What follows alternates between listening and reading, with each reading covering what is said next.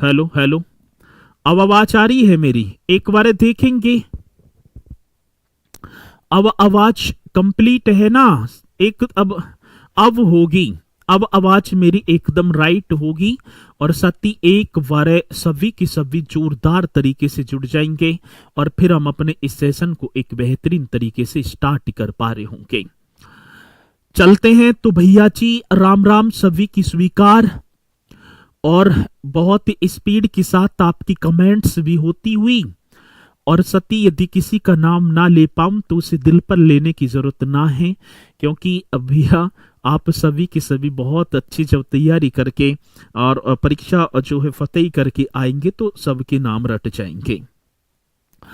Topic हमारा चला हुआ है और आज हम करेंगे शास्त्रीय नृत्य। और शास्त्रीय नृत्य की बात तो होगी तो हम बात कर पा रहे होंगे क्लासिकल डांस। आज क्लासिकल डांस की बात तो होगी तो भारत में 8 शास्त्रीय नृत्य हैं और उन 8 शास्त्रीय नृत्यों में से एक नृत्य होगा शास्त्रीय नृत्य जिसका नाम होगा कथक। और कथक की जो उत्पत्ति होती है वो मेरे साथी उत्तर प्रदेश के ब्रज क्षेत्र से। तो हम चलेंगे आज, पहले आप हेडिंग डाल देंगे शास्त्रीय नृत्य, ठीक है? आप सभी को हेडिंग डाल देनी है भैया जी। कौन से नृत्य की बात होगी तो आप यहां लिख देंगे शास्त्रीय नृत्य। बड़ा पावरफुल क्वेश्चन होगा और इस शास्त्रीय नृत्य की बात है तो आप लिख भी देना क्लासिकल डांस जी, ठीक है? कौन सा डांस होगा तो आप बता पा रहे होंगे भैया जी क्लासी, ठीक है ना? क्लासिकल, ठीक है? कौन सा होगा तो क्लासिकल डांस, ये करेंगे। डांस ही कर देना। चलो, अब ये नृत्य होगा, अब ये क्लासिकल डांस होगा जी। अब बात आती क्लासिकल डांस की तो उत्तर प्रदेश में तो एक ही है।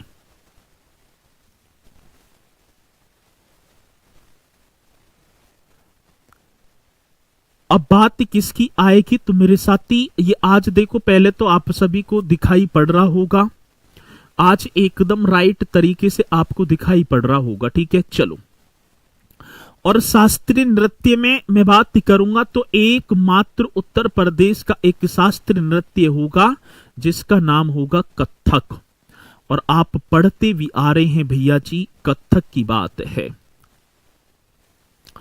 सती उत्तर प्रदेश का एकमात्र शास्त्रीय नृत्य और जिसकी उत्पत्ति कथा से हुई है।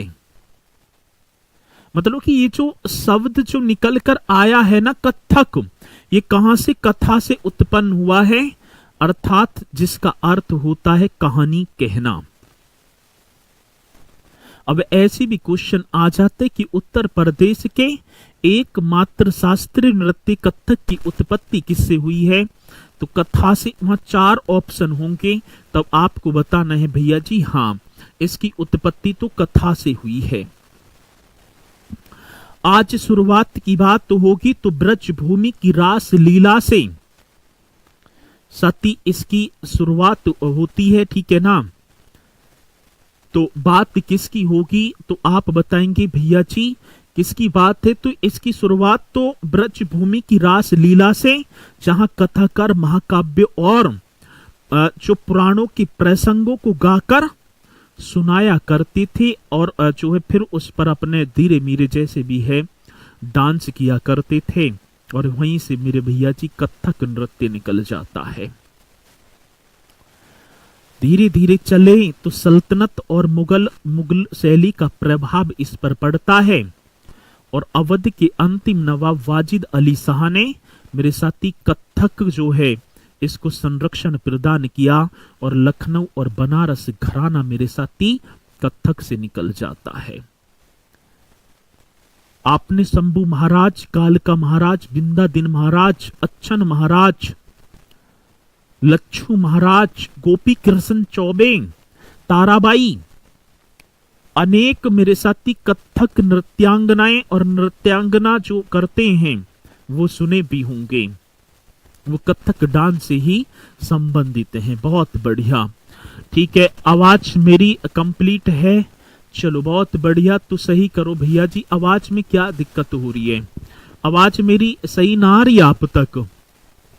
आवाज सरसर कर रही है। अब सही है ना? चलो अब एकदम राइट होगी। जी, यहाँ तक पॉइंट आपके समझ में होगा। और कथक की बात है तो उत्तर प्रदेश का शास्त्रीय नृत्य है, कथक कथा से उत्पन्न हुआ है। ठीक है, पहली बात। अब बात किसकी आती है तो मेरे साथी मैं बात कर पा रहा हूँ कथक की। कथक को उत्तर प्रदेश का कौन से प्रदेश की बात कह रहे हैं?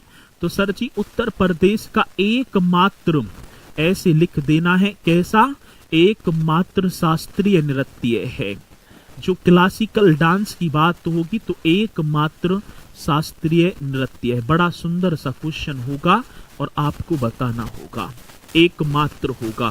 कथक कथा से उत्पन्न होता है। जो ये जो कथक शब्द है ना, ये करेंगे साथी, कथक कथा से उत्पन्न होता है। किससे? तो कथा से। ये आप ही बता पा रहे होंगे, कथा से उत्पन्न होता है। और भैया जी हाँ, कथा से उत्पन्न होता है, जिसका अर्थ यदि हम बात करेंगे, आज अर्थ की बात आ जाती है, तो जिसका अर्थ कहानी कहना होता है, जिसका अर्थ कहानी, आज कहानी कहने की बात है, कहानी सुनना, ऐसे भी हम बता देंगे तो मेरे साथी ये या कहानी कहना, जिसका अर्थ होगा कहानी कहना। किसी मेरे साथी को यहाँ तक कोई डाउट है? और डाउट बनेगा भी ना। गुरुजी आवाज सही ना आ रही, तो आवाज में क्या प्रॉब्लम है?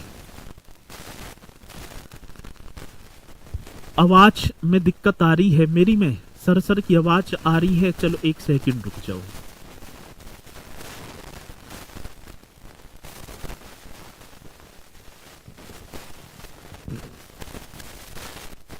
अब बोर्ड सही करवाया था, आज आवाज क्लियर ना है। मेरी आवाज सही ना आ रही?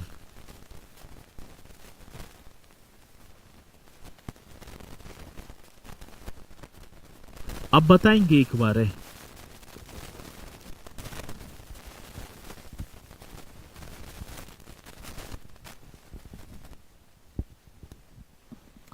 अब आ रही है?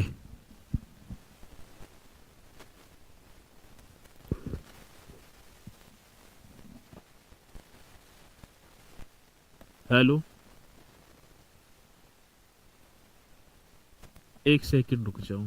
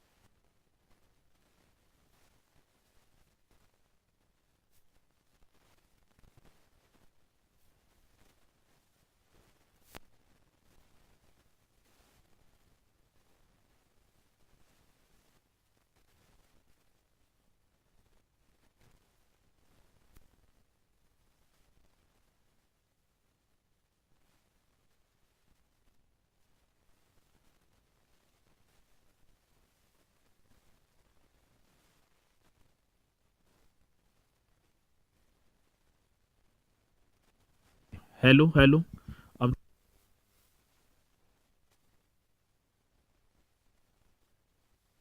हेलो।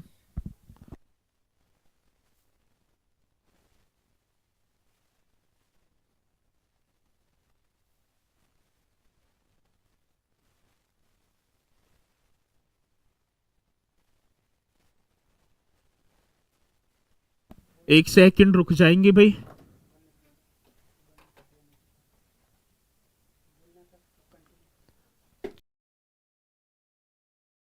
आवाज सही आ रही होगी, एक बार साथी, एक बार जल्दी से थंब का निशान लगाकर बता देंगे कि अब आवाज ठीक है। एक बार अब बता दो कि आवाज क्लियर है या ना है, फिर मैं आगे बढ़ूं। ठीक है, पानी बरस रहा है, अब सही है भाई, अब ठीक है। तो चलते हैं भैया जी। उत्तर प्रदेश का एकमात्र शास्त्रीय नृत्य कथक कथा से उत्पन्न होता है, जिसका अर्थ होता है कहानी कहना। चलो जी, अब एक और बात मेरे साथी, इसकी स्टार्टिंग की बात आ जाती है। मैं बात कर पा रहा हूंगा इसकी जो शुरुआत है, आज शुरुआत हमसे पूछी गई, तो भैया जी आप बता पा रहे होंगे इसकी जो स्टार्टिंग है वो कहां से होती है। तो ब्रज की जो रास लीला, मेरे साथी, ब्रज की रास लीला से, जहां कथाकार, ये आप बताएंगे भैया जी किसकी बात होगी, तो बड़ा सुंदर क्वेश्चन होगा, ब्रज की रास लीला से। और कल मैंने आपको रास लीला कराया भी था, ये तो लोक नाट्य है जी, हाँ ठीक है, रास लीला से। अब भैया जी मतलब कि जहां कथाकार, ये बता देना है साथी किसकी बात होगी, जहां कथाकार, कथाकार महाकाव्य एवं, जी सर जी किसकी बात तो होगी, तो महाकाव्य एवं, एवं क्या होगा, एवं पुराणों के, जी सर जी किसकी बात तो होगी, तो पुराणों के माध्यम से, इसके माध्यम से, तो साथी आप बताएंगे पुराणों के माध्यम से। तो देखो, महाकाव्यों को सुनाते थे एवं पुराणों के जो है माध्यम से प्रसंगों को गाकर सुनाते थे और उस पर नृत्य करते थे। पुराणों के माध्यम या पुराणों के प्रसंगों को, माध्यम ना शब्द होगा तो सही लगेगा, प्रसंगों को, प्रसंगों को ब्रज की रासलीला से, जहां कथाकार महाकाव्य एवं पुराणों के प्रसंगों को गाकर सुनाते थे। क्या है तो मेरे साथी, गाकर ये कर देना है, सुनाते थे, सुनाते थे, और उस पर नृत्य भी करते थे, और साथी उस पर क्या करते थे, तो आप बताएंगे नृत्य करते थे। किसी मेरे साथी को कोई डाउट है ना, और डाउट बनेगा भी ना, ये कर देना है। आगे बात समझ में, तो ये शुरुआत की बात है, यहां से इसकी शुरुआत होती है। अब साथी धीरे धीरे धीरे धीरे आगे की तरफ चले, और आगे की तरफ जब चले तो मेरे साथी इस पर, कथक पर सल्तनत एवं मुगल काल की शैली का प्रभाव पड़ता है। पहले तो सल्तनत काल आया और फिर मुगल काल, उसके बाद अवध के जो नवाब हुआ करते थे वाजिद अली शाह ने, या वाजिद अली शाह के दरबार में मेरे साथी इसे संरक्षण भी प्रदान किया जाता है। तो ये क्वेश्चन बड़ा बेहतरीन होगा, और जबकि हमसे पूछा जाएगा तो आप बताएंगे। अब क्या होता है ये बता देना। कथक पर मेरे साथी सल्तनत और मुगल काल में मैं बात कर पा रहा हूंगा किस पर, तो आप लिख देना कथक पर, कथक पर सल्तनत, और क्या होगा भैया जी, एक तो सल्तनत और एक आप कर देना मुगल काल। ये भी बड़ा राइट आंसर होगा, जो कि हमसे पूछा जाएगा, पूछा जाएगा तो करेंगे। कथक पर सल्तनत और मुगल काल में, मुगल काल में फारसी शैली का, साथी कौन सी शैली की बात होगी, तो मेरे भैया जी फारसी शैली का प्रभाव पड़ता है। ठीक है, कौन सी शैली का, तो आप बताएंगे फारसी शैली का प्रभाव। ठीक है ना, फारसी शैली का प्रभाव पड़ा। धीरे धीरे की बात है, अब तो भैया विकसित होने की कगार पर है। अब ये हो गया फारसी शैली का। कथक पर सल्तनत और मुगल काल में फारसी शैली का प्रभाव पड़ा, और इसे अवध के नवाब वाजिद अली शाह ने प्रोत्साहन दिया। ठीक है, ये और लिख देना, प्रभाव पड़ा, और इसे ये बताएंगे, और इसे अवध के नवाब, और नवाब का नाम होगा साथी अवध के नवाब, और नवाब का नाम आप कर देना वाजिद अली शाह। अवध के नवाब वाजिद अली शाह ने प्रोत्साहन दिया, वाजिद अली शाह। क्वेश्चन बड़ा बेहतरीन होगा, ने प्रोत्साहन दिया, भाई आगे के लिए बढ़ने के लिए प्रोत्साहन दिया, जी सर। ये पॉइंट आप नोट करते चलेंगे, यहीं से क्वेश्चन आते हैं। और अतः लखनऊ और बनारस घराने के रूप में प्रकट होता है। और मेरे साथी या हम बोलेंगे और यह है, ठीक है ना, और यह है लखनऊ व क्या होगा, बनारस घराना। साथी कौन सा घराना होगा, तो आप बता पा रहे होंगे बनारस घराने के रूप में प्रकट हुआ, कि रूप में प्रकट हुआ। चलो जी, अब देखो भैया जी, दो घराने हो गए। अब यहां पर एक को कौन सा होगा, लखनऊ, और एक कौन सा होगा मेरे साथी, बनारस घराना। मैं बात कर रहा हूं तो मात्र उत्तर प्रदेश के घरानों की बात कह रहा हूं। अभी एक मेरी जो है बहन जी कह रही थी, सर जी आपने जयपुरी घराना, पटियाला घराना, ये घराना ये क्यों ना कराए। तो मैं मात्र उत्तर प्रदेश की जीएस पढ़ा रहा हूं, और उत्तर प्रदेश से रिलेटिव जो भी पॉइंट होंगे उन्हें ही करवाऊंगा, कि आप सोचो कि पूरे भारत में ही लिखवा दूं ना। ठीक है, चलो जी, ये पॉइंट आप बता देंगे बढ़िया तरीके से। डांस है, ये क्लासिकल डांस होगा साथी, कौन सा, तो आप बताएंगे क्लासिकल डांस।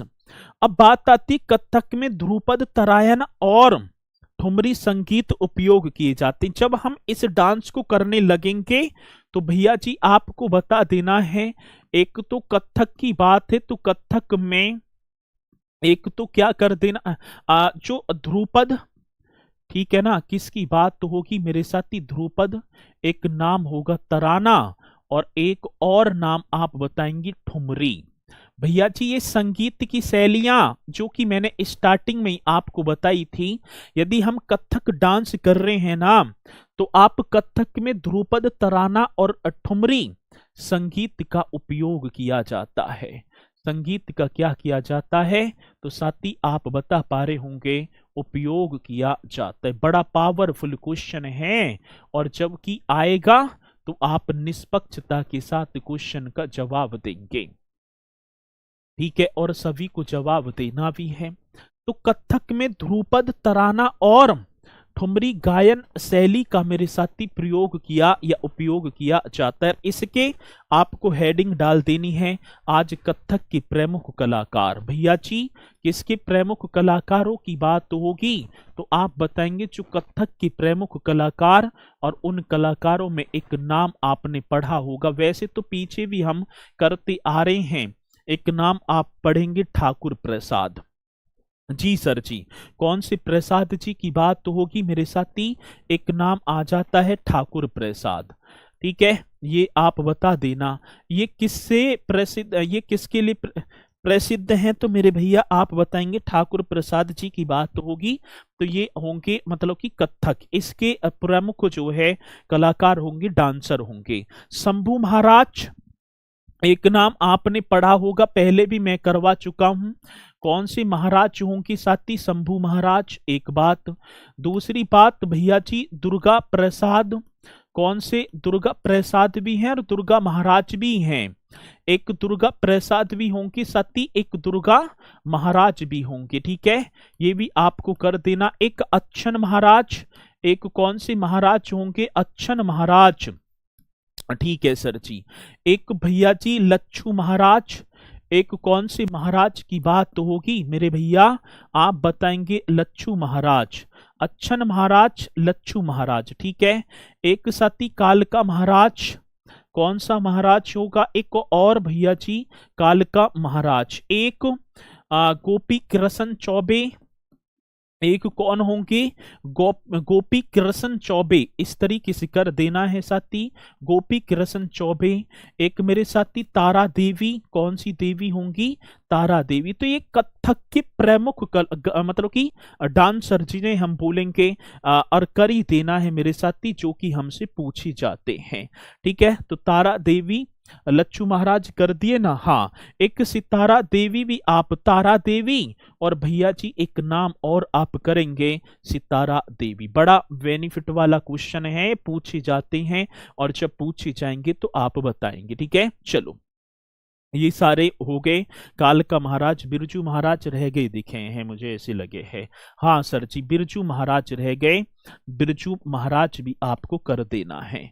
तो ये किसके, तो आप बताएंगे साथी कथक के प्रमुख, ठीक है ना, जो है कलाकार होंगे, ये आपको कर देना है।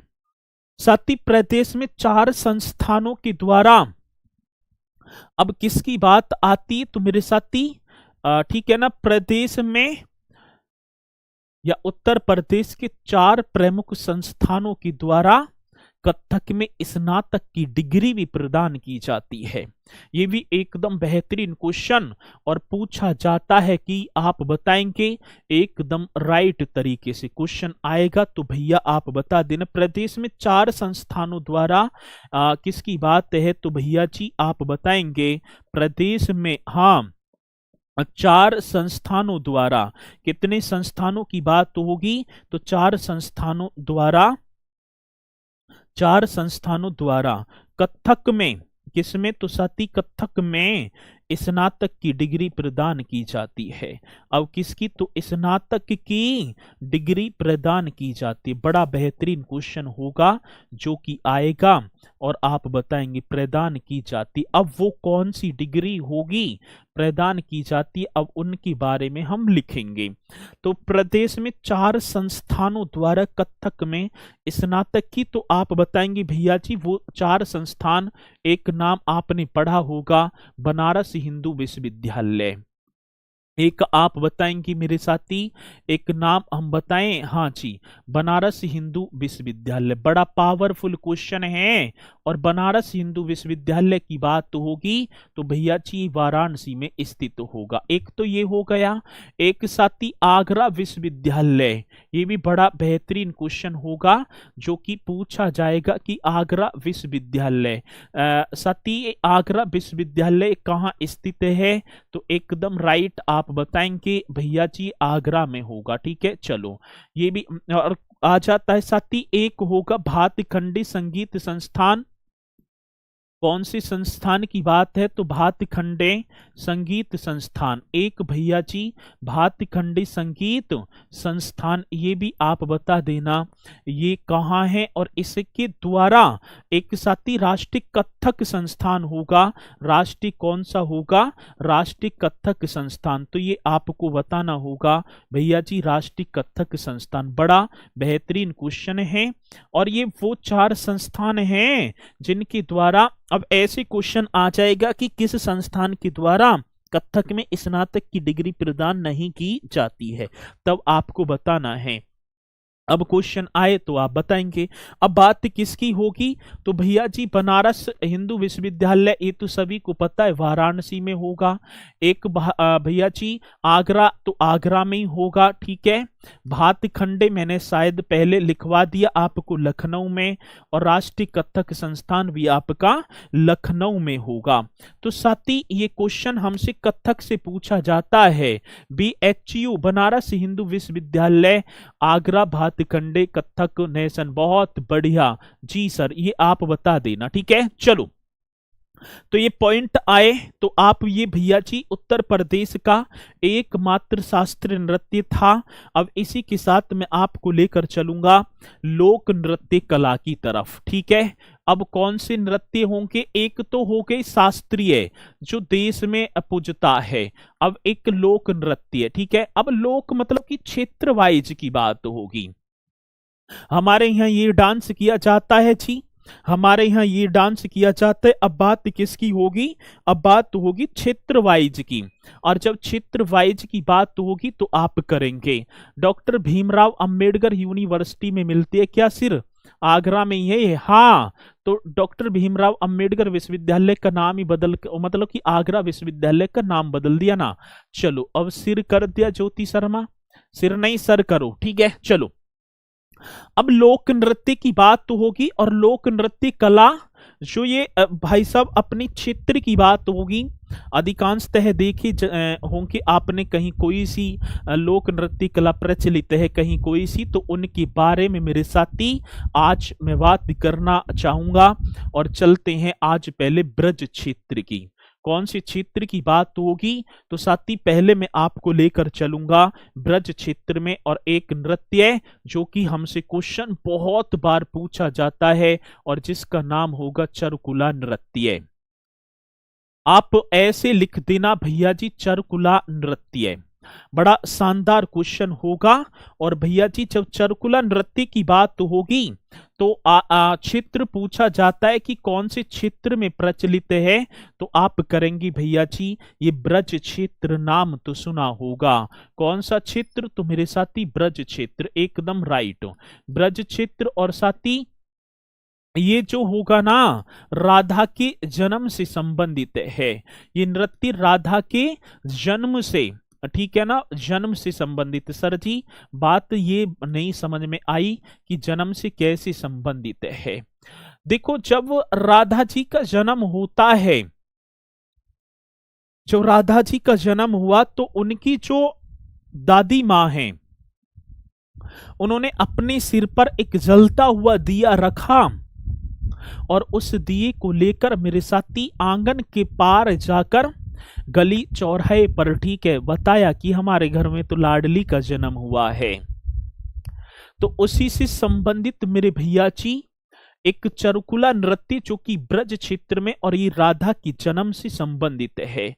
और इस नृत्य में आज देखें तो मेरे साथी जो महिलाएं अपने सिर पर जलते हुए जो दीप हैं और उन दीपों की संख्या 108 होगी, उन्हें रखकर नृत्य करती हैं।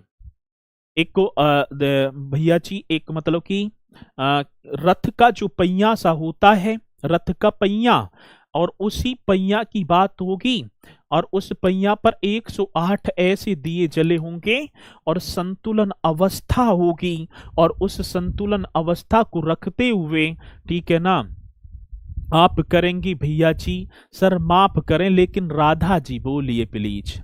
बहुत बढ़िया, चलो राधा जी, ठीक है, बहुत बढ़िया, चलो। लेकिन जी तो है, अपनी इतना पढ़ाई पे भी फोकस लगाना है बढ़िया तरीके से। चलो चलते हैं। तो भैया जी ये आपको करना है। अब बात आती है इस नृत्य में महिलाएं जो सिर पर, अब जब नृत्य होगा तो आप बताएंगी भैया जी इस नृत्य में, बड़ा सुंदर सा क्वेश्चन आपके सामने, इस नृत्य में महिलाएं, ठीक है ना, या महिला अपने सिर पर, अब एक गोलाकार पिरामिड होता है। नृत्य में महिलाएं अपने सिर पर 108, अपने सिर पर, ठीक है, अपने सिर पर 101 पिरामिड पर, अपने सिर पर एक पिरामिड पर, मतलब कि आप समझ की हों कि मैंने रथ का पहिया बता दिया, एक पिरामिड पर, एक पिरामिड पर 108 जलते हुए तेल के दीपकों को रखकर, जलते हुए तेल के दीपक, मेरे साथी दीपकों को रखकर, ऐसे कर देना है, रख कर नृत्य करती है। रखकर मेरे साथी क्या करती है?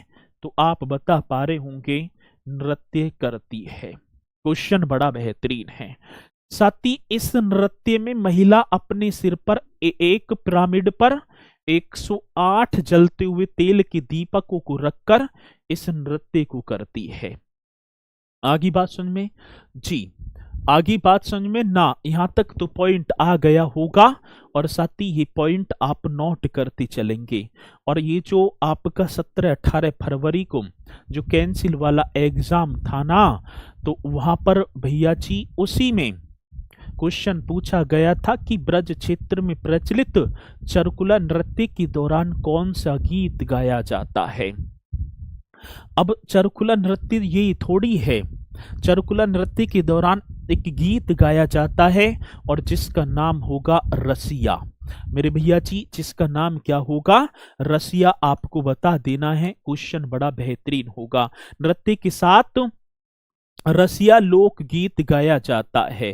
नृत्य के साथ ये आपको बता देना है, नृत्य के साथ जी सर जी। कौन सा? तो रसिया, बहुत बढ़िया क्वेश्चन होगा। रसिया लोकगीत गाया जाता है। कौन से गीत की बात कह रहे हैं जी? रसिया लोकगीत गाया जाता है। किसी मेरे साथी को गाया जाता है, किसी मेरे साथी को कोई डाउट ना जी। अब वैसी थोड़ी है, जब वैसी पैर थोड़ी उठ जाएंगे, कुछ ना कुछ तो जो है गाना बजाना तो होगा ना, तभी तो भैया नाचने का मन करेगा। अब इस नृत्य की प्रमुख जो है नृत्यांगनाएं, प्रमुख नृत्यांगनाओं की बात तो होगी।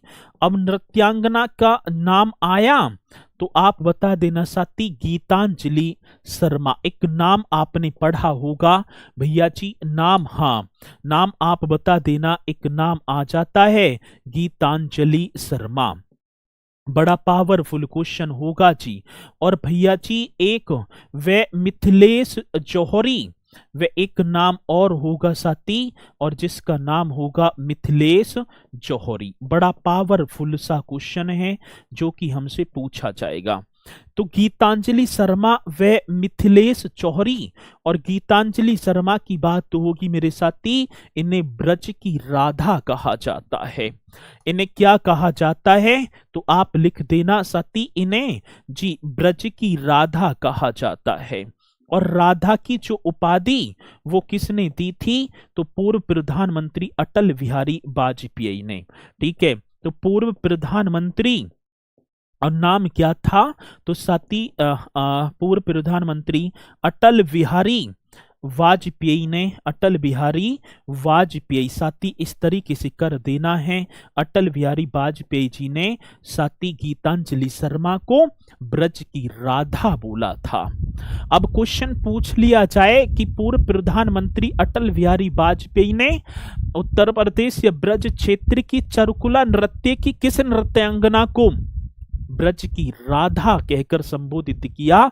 तो मेरे साथी आप बता देना, वो होंगी गीतांजलि शर्मा। बड़ा बेहतरीन सा क्वेश्चन है और आता है तो आप बताएंगे। इसी के साथ भैया जी एक और दूसरा नृत्य होगा मयूर नृत्य।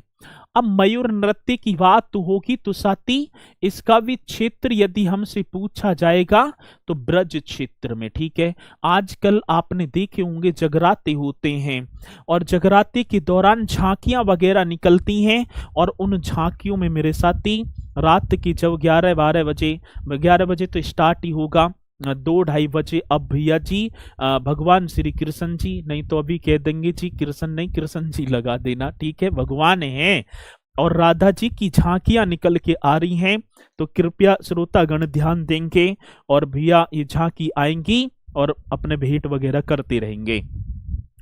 अब वो देखे होंगे आपने मयूर के वस्त्र होंगे, मयूर के पंख होंगे और उन्हें भैया हाथ में लहराते हुए अपने जो है 10-20 मिनट नाचेंगे और पैसा बटोर के चले जाएंगे। झांकी होगी उनकी कंप्लीट, अपना काम पूरा। तो मयूर नृत्य। अब इसमें मैं ये तो ना बताऊंगा कि कैसे डांस करेंगे, तो भैया मयूर नृत्य तो मयूर की तरह वो जो है करेंगे। ठीक है, चलो जी, ठीक है, चलो ये पॉइंट आपको बताना है। बड़ा सुंदर सा क्वेश्चन होगा और पूछा जाएगा तो आप बताएंगे। आज मयूर नृत्य कौन से क्षेत्र में? ब्रज में। साथ ही एक और नृत्य होगा जिसका नाम होगा नरसिंह नृत्य। आज मैं बात कर पा रहा हूंगा और नरसिंह नृत्य का भी जो क्षेत्र है कौन सा, तो आप बता देना भैया जी। ये नृत्य भी आप ब्रज क्षेत्र कर देना। ठीक है, ये नृत्य भी कौन से क्षेत्र में किया जाता है, तो मेरे भैया आज आप कर देना ब्रज क्षेत्र। एकदम राइट आंसर होगा जी। आगे बात समझ में ना जी? ठीक है, तो ये बताएंगे तो भैया जी ब्रज क्षेत्र। अब ये नरसिंह नृत्य है, इस नृत्य में नरसिंह भगवान द्वारा जो एक हिरण्यकशिपु दैत्य मतलब कि राक्षस था वो, और भैया जी भगवान जो है रामचंद्र जी के अनुज शत्रुघ्न ने एक लवणासुर राक्षस का वध किया था। और इन नृत्य के दौरान मेरे साथी, मतलब इस नृत्य के दौरान वो बद्ध वाला जो प्रदर्शन है उसे दर्शाया जाता है। ठीक है, चलो बहुत बढ़िया। ये भी पॉइंट आपको बताना है, जो कि आएंगे तो आप बताएंगे। ठीक है, चलो। हाँ ठीक है, चलो।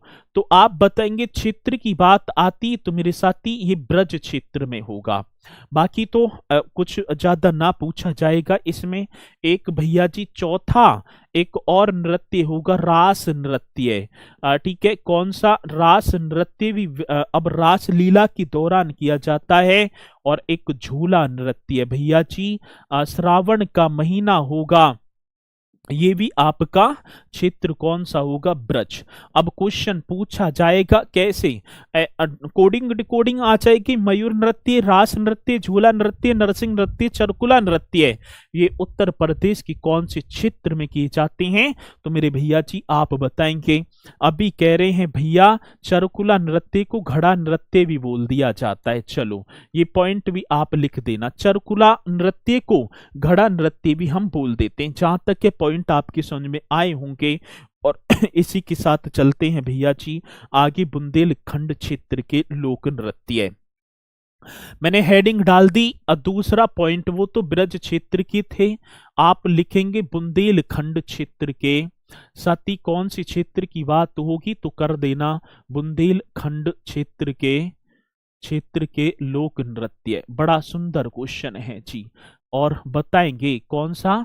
तो बुंदेलखंड क्षेत्र के लोक नृत्य।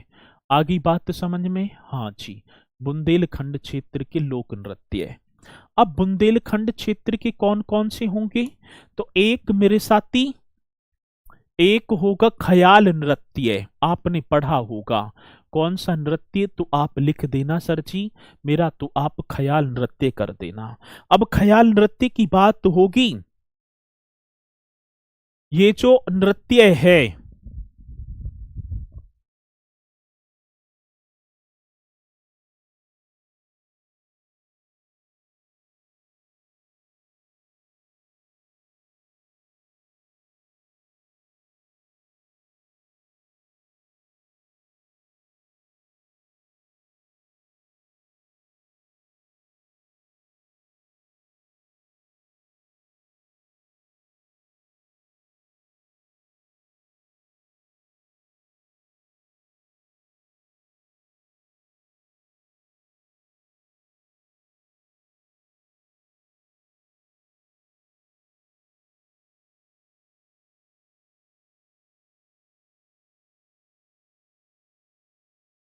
चलो भाई सही है।